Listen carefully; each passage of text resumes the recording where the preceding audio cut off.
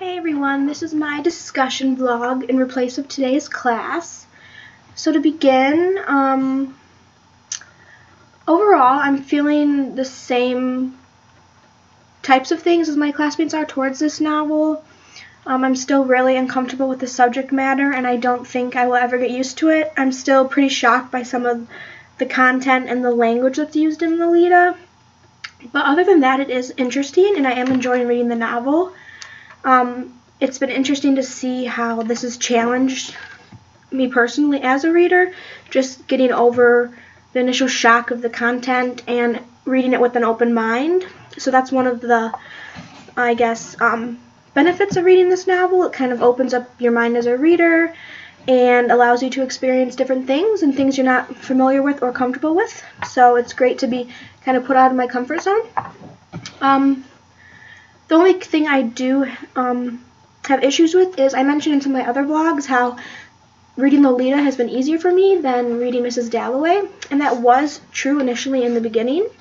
But I've noticed as I've gone on in the novel, it is becoming a little bit more difficult to understand at some points.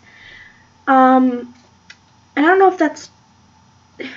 Nabokov's writing style is pretty easy for me to understand compared to Mrs. Dalloway, but just some parts in the book I get confused by. I don't know if they're actually happening or, you know, what Humbert is thinking. So I do often have to go back and reread some passages. So that's been a new development as I move forward in the novel. So to address your guys' discussion questions, I think I will discuss Carrie's first. And I just want to respond to her initial reactions to the portion that we were supposed to read. So Carrie mentioned in her pre-discussion vlog about how she was still pretty disturbed and grossed out about some of the stuff in Lolita, especially when talking about the sex life between Lolita and Humbert, and I'll definitely have to agree with her on that one. It is pretty disturbing, and I don't think that feeling will ever go away, to be honest, because it hasn't as we've gone through the novel. But I don't necessarily think that's a bad thing to feel uncomfortable with a book. As readers, we kind of might get into a particular pattern or play it safe, as you may say, when regards to what we read. We may become comfortable with something and kind of stick with the same types of books as I've done in the past. So I think it's a good thing to kind of step out of our comfort zone and experience new things, such as Lolita, and I think it generally helps us grow as people, just branching out and opening our minds to controversial matter. So to address her question, she asked what's going on in that particular passage, and why are these the thoughts of Humbert. And to be honest with you, I was looking forward to class today so that we could discuss Carrie's question, because I underlined that whole passage in my book because I also did not know what it meant, or the language really confused me. It's obviously not in English, and I just don't have an answer to Carrie's question at this moment because I myself don't know what's going on in that passage. I'm hoping and looking forward to reading or looking at some of these other vlogs just to see if Mykina or Justin might have an answer to that question. So next we're going to move on to Mykina's discussion question. I'm going to respond to the first part of Mykina's pre-discussion vlog, and that is about Humbert controlling Lolita.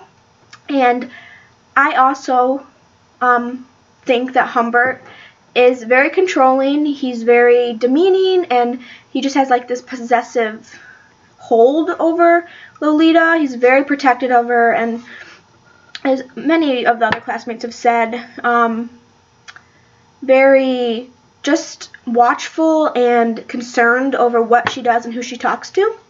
So I connected this point to the quote that I picked for my pre-discussion vlog, where he says, "And drop that moody nonsense," you know, or where he says, the reader will notice what pains I took to speak Lo's tongue.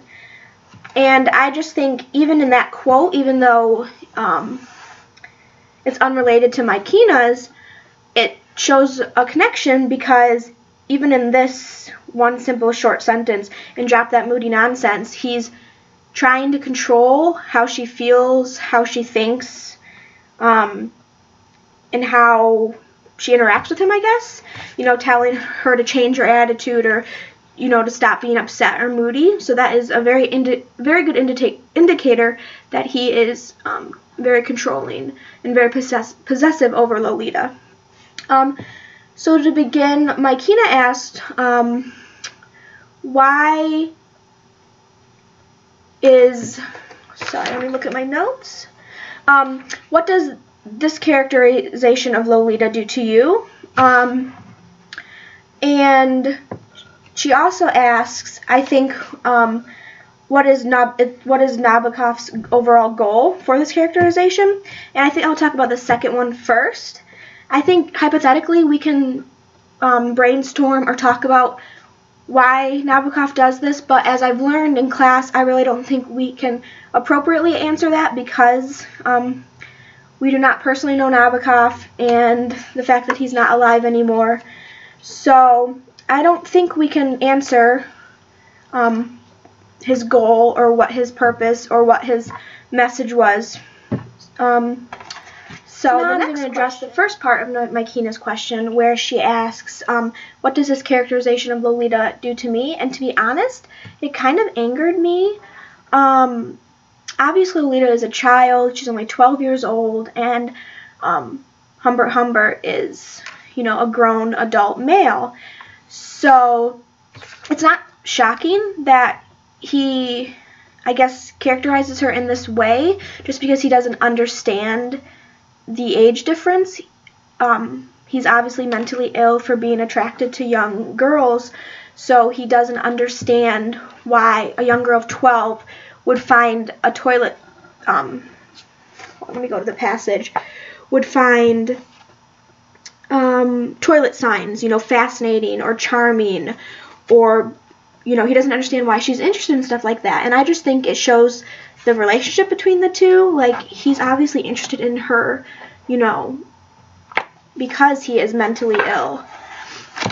And besides the whole sexual aspect of their relationship, I don't think he fully understands why there's such a difference between the maturities. And I think by saying my unfastidious low would be charmed by toilet signs, I think it's degrading, a little bit demeaning. I think he's responding or making a statement about her intelligence and what she finds amusing, almost in a way of mocking her. But again, I relate that back to the fact that he doesn't understand that there's such a big age gap and such a big, there's just a big difference in what they have experienced so far in life. I mean, she's a 12-year-old little girl, and he's a fully grown adult male, so obviously she is going to be interested in what kids are interested in. Sometimes there's no reason or explanation as to why they may be entertained by something, and I just think it shows, it actually might characterize Humbert more than Lolita, just because it shows that he is not capable of understanding that there is something severely wrong with his liking of Lolita. And it just shows by the fact that he cannot believe that she is entertained by something as insignificant as a toilet sign. So that is my answer to Mykina's discussion question. Next, we'll move on to respond to Justin's pre-discussion vlog. And I'll respond to his first initial thoughts, and it was that he was taken aback. He was also taken aback at the fact of how controlling Humbert is appearing to be. And he also used the term captive, which I thought was very interesting and a very good analysis in my personal opinion.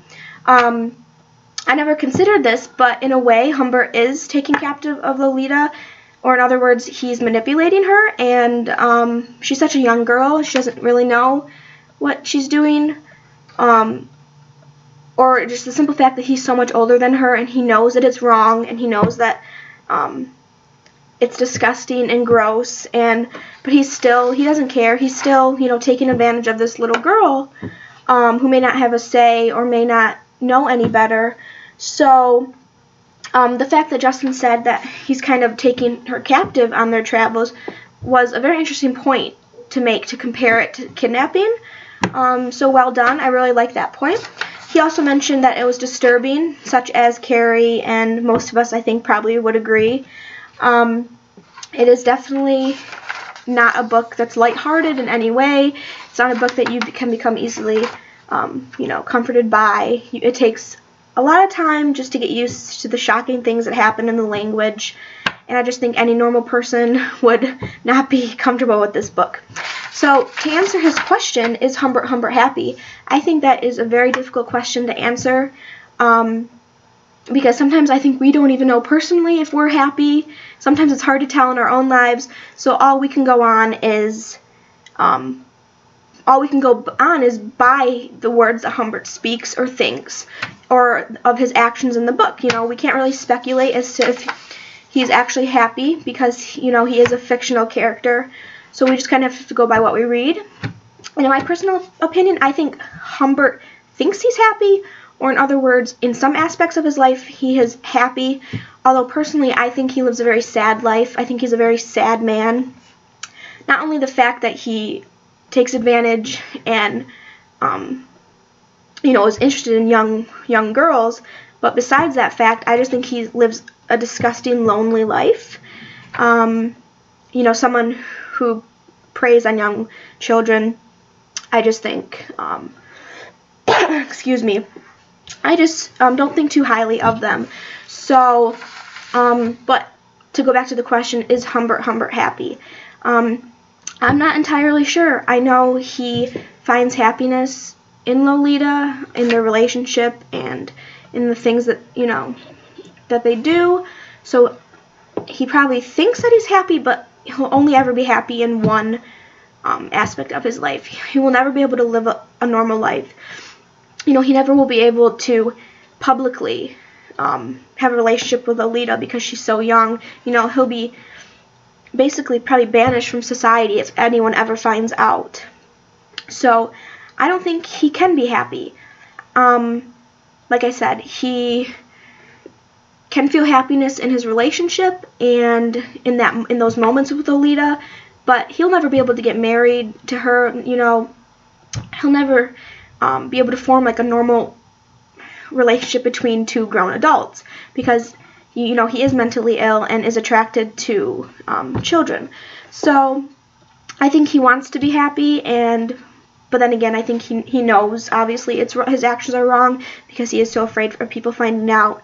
So he'll only ever be able to be happy in his small, secretive bubble with Lolita. And if she ever decides to venture out of that bubble, then, what's going to happen to Humbert Humbert?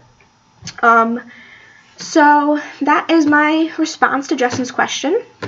I hope you guys all have a great Wednesday, and I'll see you guys in class a great Monday, and I'll see you guys in class on Wednesday.